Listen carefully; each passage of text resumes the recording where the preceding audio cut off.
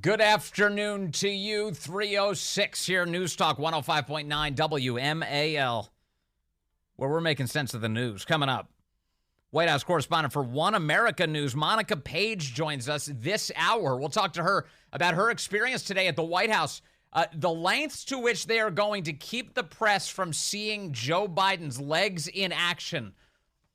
You wait until you hear this, the stunt they pulled today outside Marine One. Monica gives us that update. Congressman Kevin Hern is here at 4 o'clock. We talk about the campus craziness and the response out of Congress this week. We'll chat with him about that. Mike Chapman, the sheriff of Loudoun County, joins us at 4:30. We talk to him about, well, having school resource officers in the schools in Loudoun County, his new idea on that front.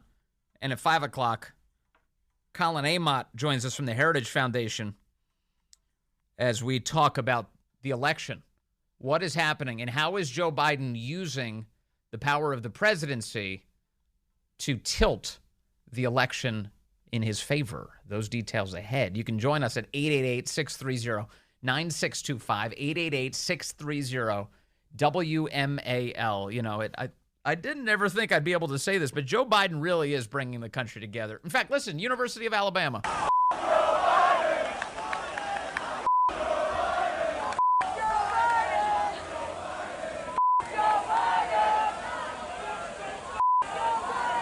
I'm telling you, you might not appreciate it just by hearing the audio, but let me explain what's going on here.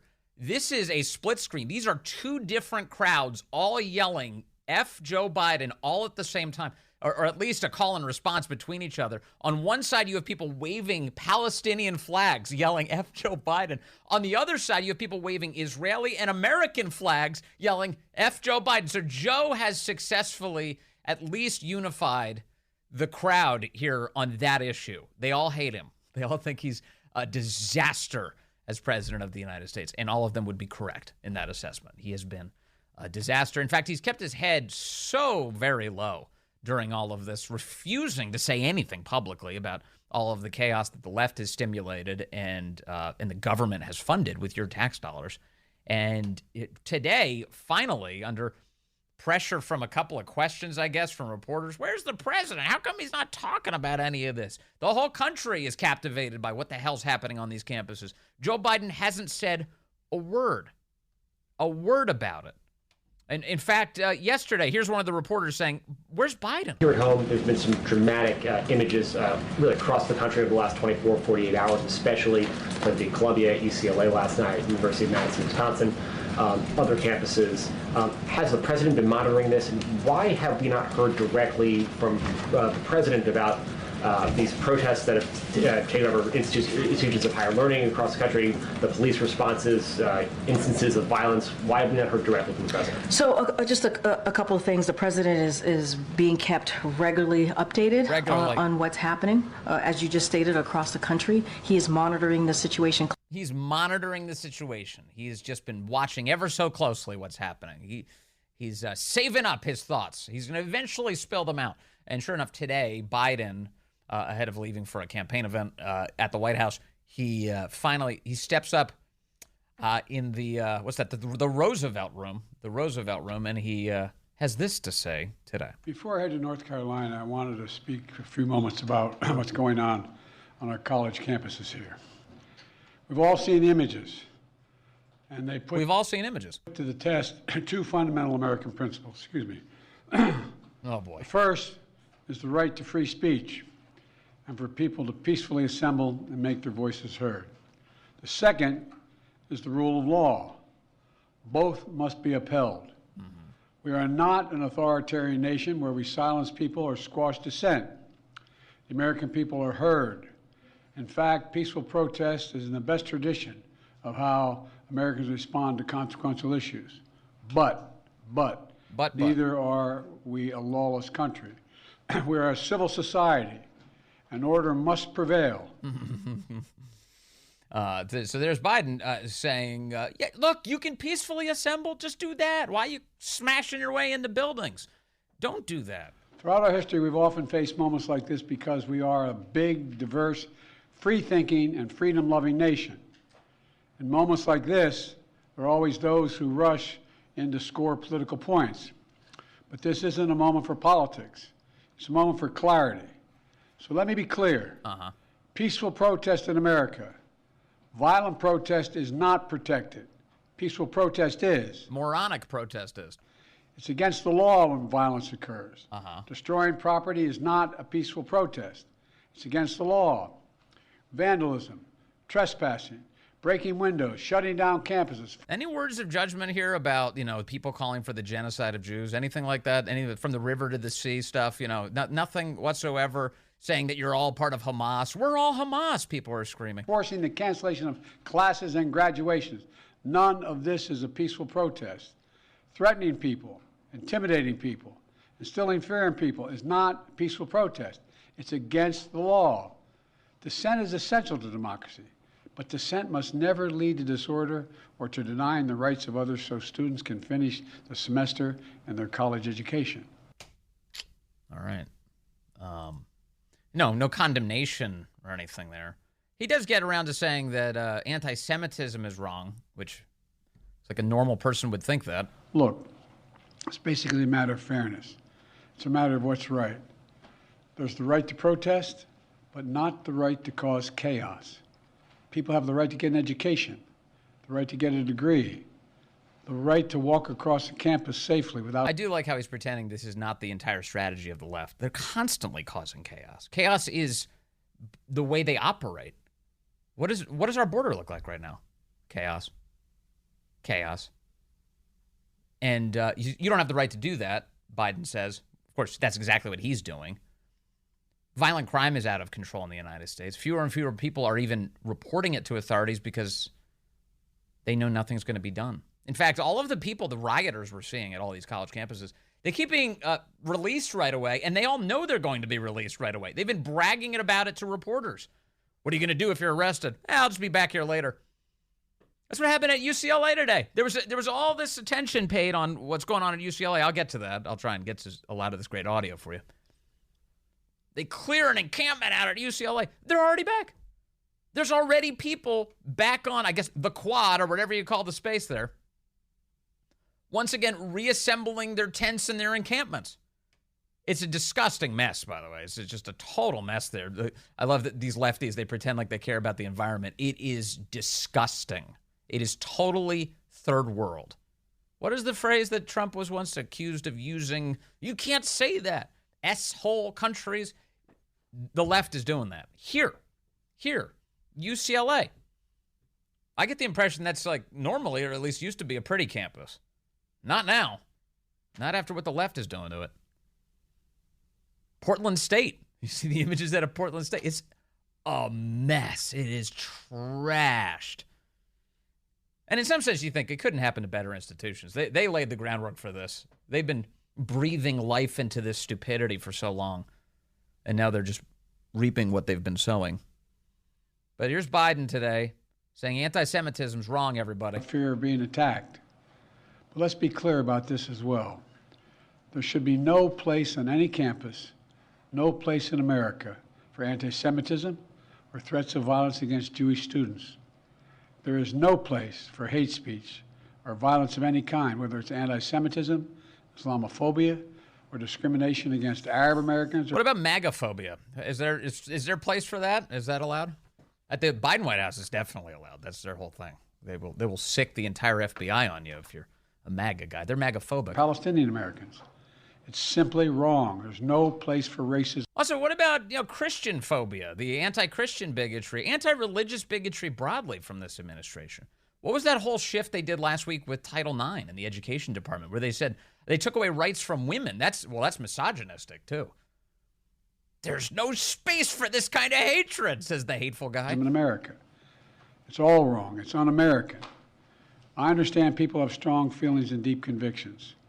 In America, we respect strong feelings and protect the right and deep convictions. How many of these kids do you think have deep convictions on these college campuses? Deep convictions, founded by reason and and a long understanding of the issues in which they're engaging.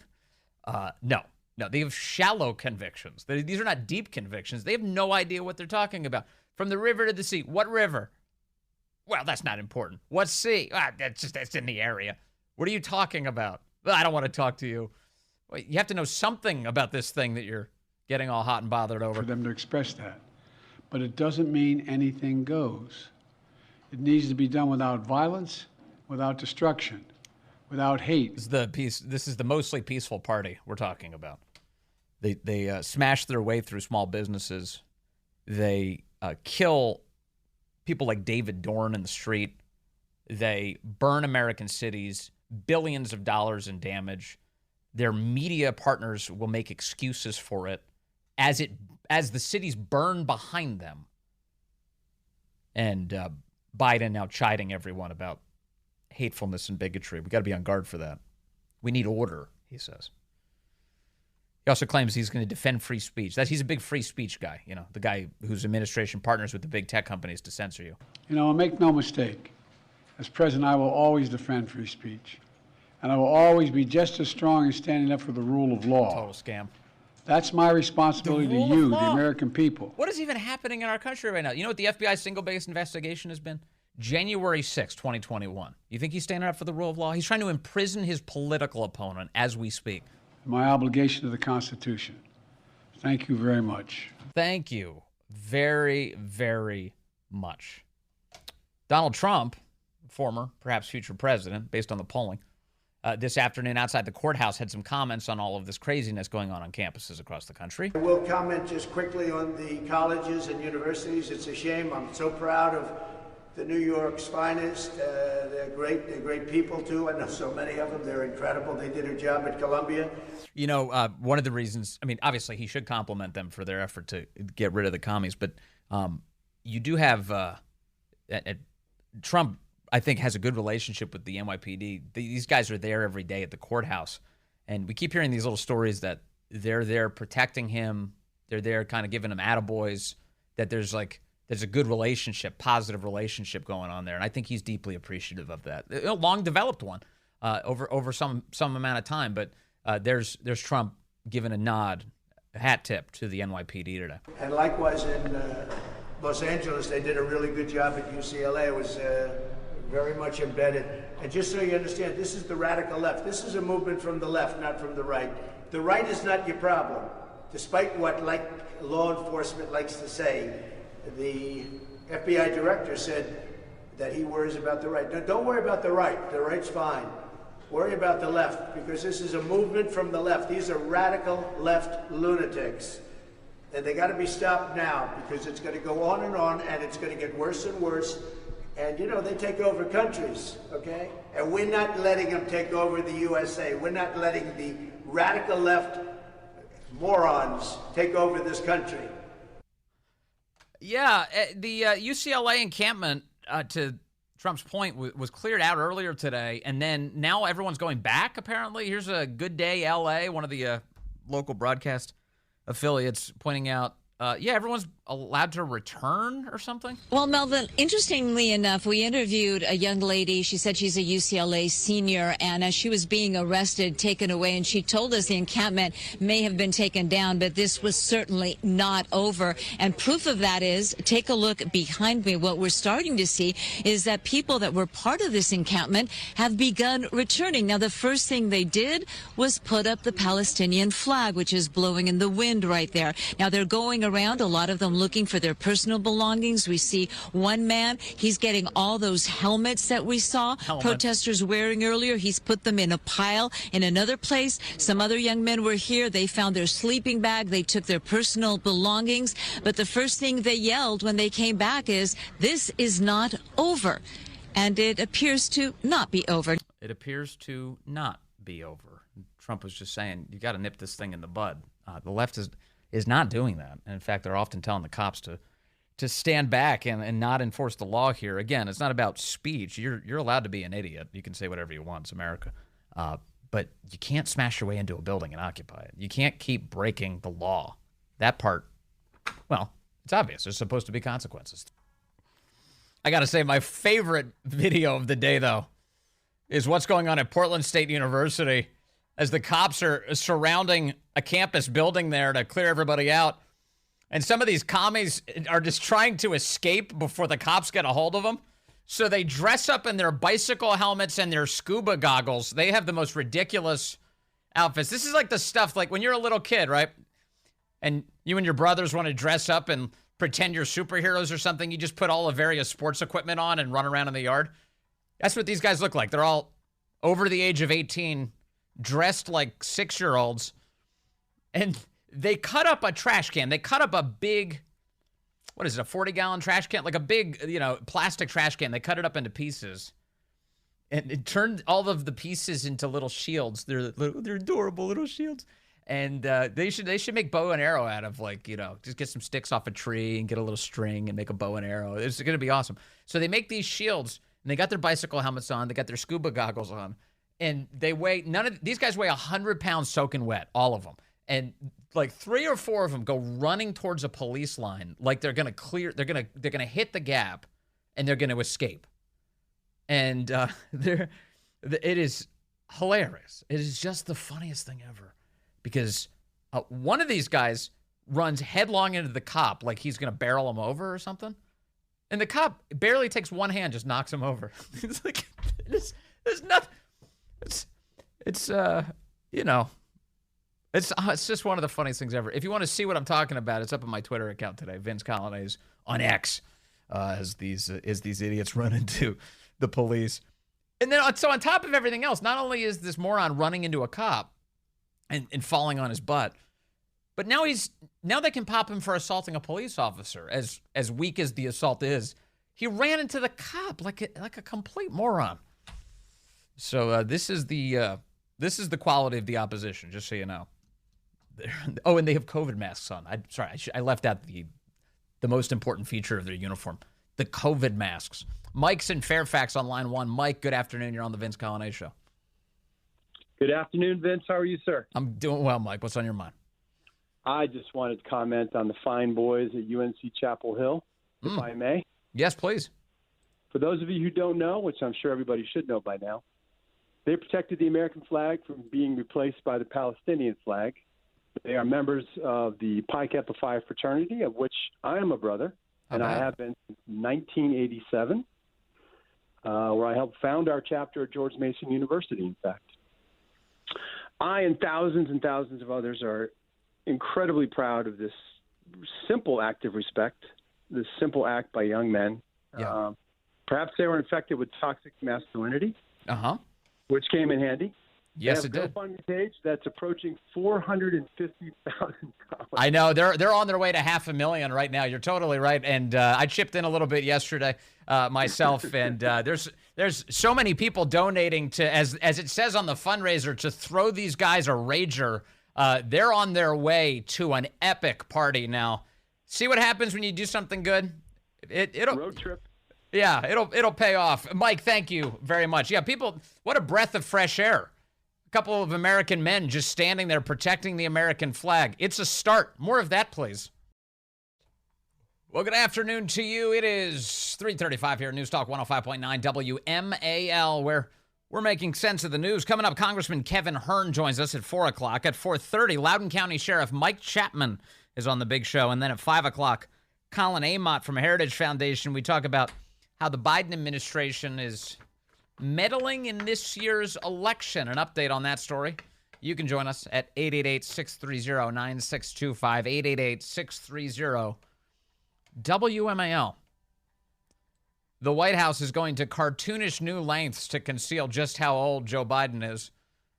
They've started having the White House staff walk as a sort of phalanx around him to prevent cameras from seeing just how slow he is as he walks towards Marine One. But they added a new wrinkle today. I'm not sure if it's a permanent process or what, but we'll find out more now with Monica Paige. She's a White House correspondent for One America News, and she joins us on the phone. Hello, Monica.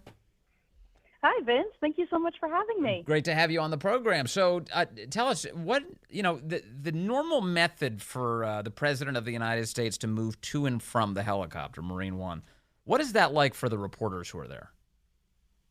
So usually we get a daily guidance every single day of the president's movements throughout the day, where he's going, et cetera. And today we were told that we were going to line up at the doors at 11:10 a.m. Eastern time. where we will be watching him depart to North Carolina today. So we originally had that planned, but of course he made some unscheduled remarks regarding the protests that we're seeing on college campuses.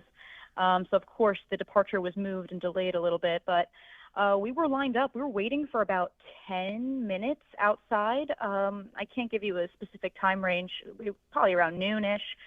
And then all of a sudden the press wranglers came out and they said, okay, pool reporters, videographers, cameramen, and then just basically said, okay, everybody else go. There's a specific order for whatever reason to get the cameras set up and to not get in the way of the other press reporters. Yeah.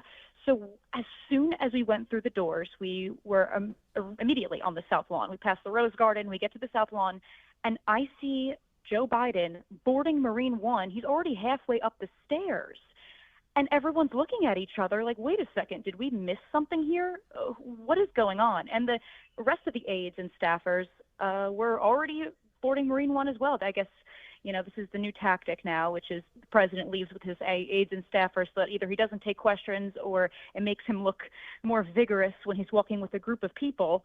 But this was unlike anything that I've ever seen. This has never happened before. Usually he goes by himself. So the idea, the whole point of the press being there, it seems like a combo, at least historically. One is to attempt to ask some questions of the president of the United States and see if he'll give some answers. Donald Trump, of course, famously did that all the time. The only frustrating feature of that particular form of press conference is the rotor of the helicopter in the background kind of drowning out some of the noise, but it is great in terms of access to the president. The other piece is to document history. The president is leaving the White House, going to some event somewhere in the country, and reporters are present. What you're telling us is today, now all of a sudden, you don't even get to see the president cross the lawn. He's already aboard Marine One as you step out. Correct. And he was already halfway up the stairs. He was already in the helicopter. Many people, many photographers, videographers didn't even get a shot of him. That's how far along across the South Lawn he was. So we were all very confused. And like you just mentioned, yeah, the press, we always try to shout a question at him. We hope that he comes and addresses the reporters, answers some of our questions. But we are oftentimes left with more questions than answers. And that's just the current theme of the Biden administration. Even when we go into the press briefing rooms, Press Secretary Karinge Jean-Pierre always says the president's very clear. The president's very clear. Well, there's a reason why we're asking the question, because the president really has not been very clear. That's why we're asking the question in the first place. Right. So this is a common theme with this Biden administration, and I can't even tell you the last time he even took questions from the press outside. Monica, we're talking to Monica Paige with One American News. First and foremost, how long have you been on the White House beat, Monica? Oh, I'd say probably about 8 months now. Okay, so over the 8 months, obviously one of the new things is that you have started to see White House staff members surround Joe Biden as they try and walk him across the South Lawn. What other things have you noticed during that time frame? How have things changed? Well, things are getting a lot more concealed, I guess you could say. I mean, usually we see him walking across or shuffling across the South Lawn by himself. Just a couple of years ago, I was shown this video before I had the White House beat, and the president, this was probably March 11th of 2022, Joe Biden was seen jogging across the White House lawn and walking normally, like a normal everyday person. Yeah. But the decline is so severe and so significant at this point that he walks as if, he's like a wind-up doll, and he just goes one direction, looks in one direction, and when he approaches the press, the rare occasions that he does, the movements are so robotic and so slow, like slow motion. Yes. And some of his responses really aren't that clear at all. And, Vince, I'm actually making a special for the network. It's going to be called Biden's Cognitive Crisis, where I'm going to highlight just where we went wrong here, just how the decline has been so steady, where it started. And this is definitely something that is new. I mean, Axios reported that now he's going with his aides and staffers to try and hide his old age, hide the way he walks, hide his stiffening gait. There's a reason that they're doing this, and this is definitely a tactic to cover up. Well, another piece, I saw that he's now wearing running shoes instead of any kind of dress shoes to every event, I guess to give him more stability. And he doesn't have shoelaces. He has some sort of pull tie that it just cinches closed. So they have to come up with accommodations for him. I know that when it comes to the president, there's usually a lot of tight camera shots. So for those of us who see him at home on television, you don't get to see who all is around him and what other support he might have. Do you get the sense that they keep people close to him to keep him from falling at all? Do you see that? I see that they walk very close to him, and I also see that his aides and staffers walk on the side of us, the press, so that the president will not, meander over to us. They'll be the ones in between, acting kind of as a buffer. Right. We rarely see the president by himself anymore, and there's a reason for that. And there's also a reason why the president never has anything on his schedule before 10 a.m., and there's a reason why the White House oftentimes calls a lid, which is an end to the day, around 5 p.m. every day, 4 or 5 p.m., because he is not his sharpest at that time. He is not working around the clock. Yeah. It's very concerning. People should be concerned. So one of the things that we've heard is that that when it comes to Biden's schedule, it's almost always empty because they never know how prepared he will be to actually do an event. And so as a result, there are a lot of sudden events at the White House. Things will happen at a moment's notice that people like yourself, White House correspondents, will be notified seconds before it happens that, okay, Biden's doing something. And that's a product of the White House not knowing if he's cognitively with it. Is that your impression? That is definitely an accurate impression. And what's really interesting is that, on Sunday evenings, we get the week ahead guidance. So usually he will have days where he'll be doing something like, say, a Tuesday, Wednesday, and Friday, but nothing on the schedule Monday or Thursday. And we won't get a schedule for Thursday until maybe last minute, just like you mentioned. Maybe it's because he's going to be feeling up to it this week. And what's also interesting is that, unfortunately, One America News is not part of the White House press corps. They do not treat us very kindly.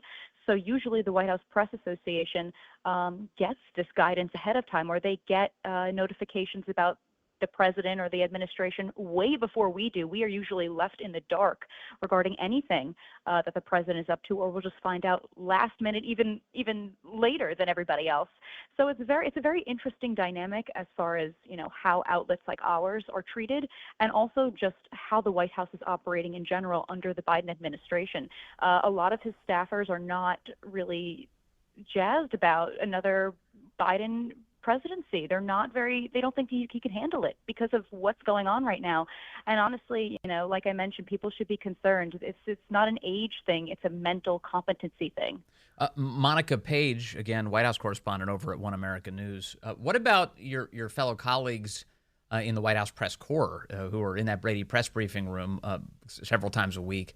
Are they pleased with how all of this is going? Their lack of access to the President of the United States, zero clarity on anything that's going on, the repeated insistence from Karinge Jean-Pierre that they're being clear, her inability to offer any sort of answers of value. I mean, does anyone get frustrated in that room, or are they kind of all happy with how things are going?